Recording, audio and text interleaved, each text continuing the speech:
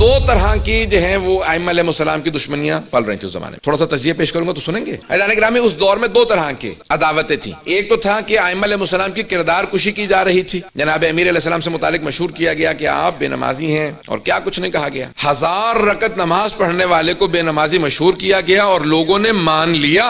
افسوس کی بات تو یہ ہے کہ لوگوں نے مان لیا. آج تشیع کے ساتھ بھی یہی کچھ ہو رہا ہے, شیعوں کے ساتھ بھی یہی کچھ ہو رہا ہے کہ شیعوں کو قتل کیا جا رہا ہے, مارا جا رہا ہے, لیکن اس کے ساتھ ساتھ کردار کشی کی جا رہی ہے. ائمہ علیہ السلام کے دوبارہ کردار کو دوبارہ اسیسینیشن کیا جا رہا ہے, مارا جا رہا ہے.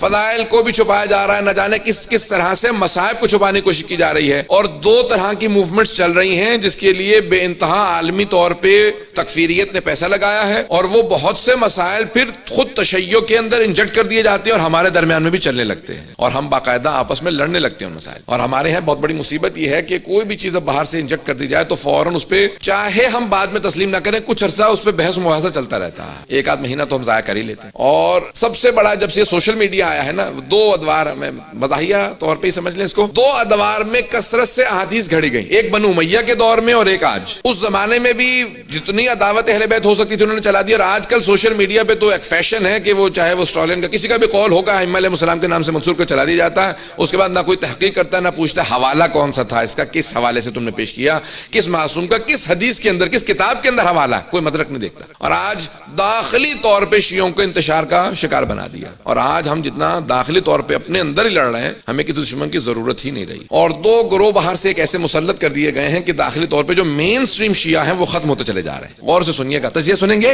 زیادہ باتیں بری تو نہیں لگ رہی ہیں, غور سے سنیں گے اس تجزیے کو. عزیزان گرامی, دو ایسے گروہ کہ جو اب سے 20-30 سال پہلے بھی بہت کم تھے, 1% بھی نہیں تھے, آج وہ اچھے خاصے بڑے گروہ بن چکے ہیں. دو گروہ کہ جن کو انفلٹریٹ کیا گیا باہر سے, باقاعدہ تشیع کے اندر داخل کیا گیا, یہ نظریات کو کسی بھی طریقے سے, اب ہمارے ہاں داخلی طور پہ وہ نادان دوستوں کی کمی تو ہوتی نہیں ہے کسی بھی دور کے اندر. اب اس کے اندر دو گروہ, ایک تو جس کو کہہ لیجئے کہ نصیریت کا گروہ داخل کیا گیا, دوسری طرف سے تکفیریت کا, شیعہ تکفیری جسے کہتے ہیں آپ, شیعہ وہابی بھی کہہ لیں, پتہ نہیں کتنے الفاظ ہیں اب تو مجھے. شیعہ تکفیری بھی موجود ہے, جس طرح سے باہر تکفیری ہیں ہمارے ہاں بھی تکفیری موجود ہیں. اب یہ دو گروہ باقاعدہ ساتھ ساتھ مین سٹریم میں داخل ہونے کی کوشش کر رہے ہیں, اور وہ باقاعدہ مین سٹریم شیعوں کو ختم کرتے چلے جا رہے ہیں. اور اس کا شکار کون ہو رہا ہے؟ ہمارا اپنا شیعہ, ہمارا اپنا نوجوان, ہمارا اپنا پڑھنے والا, ہمارا اپنا سننے والا. عزیزان گرامی, ان دونوں کے دونوں جو ہمارے اس وقت بے انتہا ہم پہ جو حملے ہو رہے ہیں, ان سے اپنے نوجوانوں کو, بچوں کو بچائیں, اور جس طرح سے بھی ہو سکے مین سٹریم میں باقی رہیں. جو اصل تشیع ہے جسے مذہب جمہور کہا جاتا ہے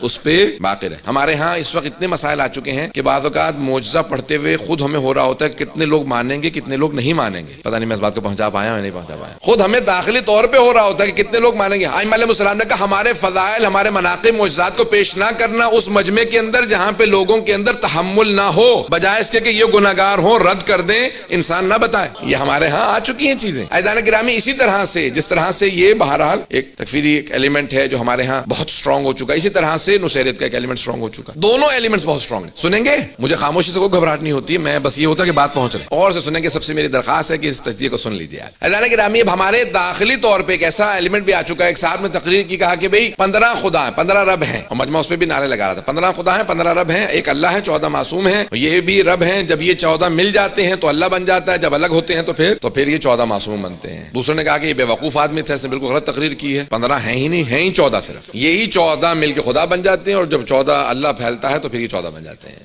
ہمارے ہاں اس وقت تقریباً یہ عالم ہو چکا ہے کہ خود ائمہ علیہ السلام ایسے افراد کو قبول نہیں کریں. اسی طرح سے تکفیریت کے جو ائمہ علیہ السلام کے قطعاً کسی بھی طرح کے معجزات سننے کے لیے تیار نہیں ہے.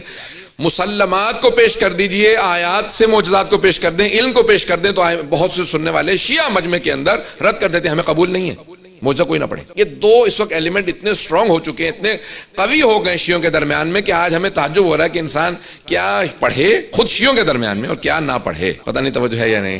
ہمیں داخلی طور پہ دونوں ایلیمنٹ سے اپنے آپ کو بچانا ہے کہ ائمہ علیہ السلام کے نہ معجزات فضائل کے اوپر کوئی شبہ ذہن میں آنے دیں, اور نہ ہی توحید کے خلاف کوئی اپنے ذہنوں میں شبہ آنے. عزیزان گرامی, جس حد تک ہو سکے اپنے آپ کو, اچھا ہمارے ہاں ایک ایسا گروہ ہے کہ جو کسی نہ کسی ایک گروہ سے تھوڑا سا سافٹ کارنر بنا لیتا ہے اپنے دل میں, اور کیا کہتا ہے میں مین سٹریم میں ہوں لیکن تھوڑا سا میرے لیے دل میں خدا نہ خاصا سافٹ کارنر ہے نصیریوں کے لیے, میرے دل میں تھوڑا سا سافٹ کارنر تکفیریوں کے لیے.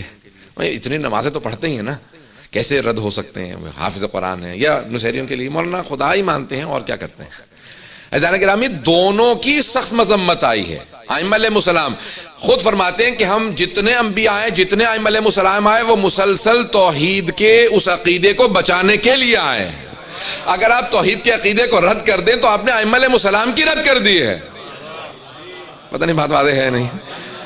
تو یہ ایک سافٹ کارنر کیسے آ سکتا ہے دلوں کے اندر، نرم گوشہ آ جانا کہ ہمارے دل میں ایک نرم گوشہ ہے فلاں عقیدے کے لیے؟ نہیں، مسلمات کے خلاف کوئی بھی کیسی بھی بات کرے، ہمارے لیے ہمارے دلوں میں کوئی سافٹ کارنر نہیں ہونا چاہیے۔ جس طرح سے ہمارے لیے توحید کا عقیدہ مسلم ہے، اسی طرح سے عدل کا عقیدہ مسلم ہے، اسی طرح سے نبوت کا عقیدہ مسلم ہے، اسی طرح سے ولایت و امامت کا عقیدہ مسلم ہے، اسی طرح سے قیامت کا معاد کا عقیدہ مسلم ہے۔ ہمیں کسی بھی عقیدے پہ کوئی سمجھوتا نہیں کرنا، چاہے چاند پہ علی لکھا ہو نہ لکھا ہو، ہمیں علی کو حق ماننا ہے۔ عزیزان گرامی، کل اللہ امتحان کی غرض سے، ویسے ہی مثال دے رہا ہوں، ایسا ہونے والا نہیں ہے لیکن مثال دے رہا ہوں، کل اللہ امتحان کی غرض سے علی کا نام مٹا کے کسی اور کا نام لکھ دے تو آپ اسے مان لیں گے؟ پتہ نہیں توجہ ہے نہیں ہے؟ نہ کہ حلوائیں نام ویسے پہنچ جائیں۔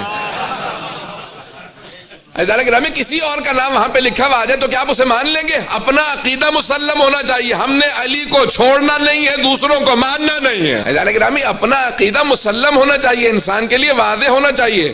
اسی لیے چھٹے امام نے فرمایا ہے کہ یقین کی نیند، شک کی نماز سے یقین کی نیند بہتر ہے۔ یہ نہیں کہہ رہا ہوں کہ نمازیں چھوڑ دو، میں صرف یہ امام کی حدیث کو پیش کر رہا ہوں کہ شک کی نماز سے یقین کی نیند بہتر ہے۔ انسان کو یہی شک ہو حوض کوثر پہ علی ہوں گے یا کوئی اور ہوگا، اس سے بہتر ہے کہ سو جاؤ۔ ایسی نماز قبول ہی نہیں ہے جو علی کے متعلق شک سکھائے۔ اگر آپ کو یقین نہیں ہے تو پہلے عقیدہ صحیح کر لیں، وہ تہجد قبول نہیں ہے جو علی پہ شک کے ساتھ ہو۔ نماز قبول ہی وہ ہوتی ہے جو علی کی ولایت کے یقین کے ساتھ ہو۔ عزیزان گرامی، ہمیں یقین ہے حوض کوثر پہ جناب امیر علیہ السلام ہوں گے، اس میں شک کی گنجائش ہی نہیں ہے۔ عزیزان گرامی، اتنے نیک لوگ تھے، ساتھ ساتھ ممبر اسلام کے رہا کرتے، کوئی تو خوبی ہوگی۔ عزیزان گرامی، جہاں پہ آپ کے ذہن میں اس قسم کے شک آنے لگیں، دوبارہ عقیدہ پڑھنے کی ضرورت ہے، اگر باتیں واضح ہو رہی ہوں۔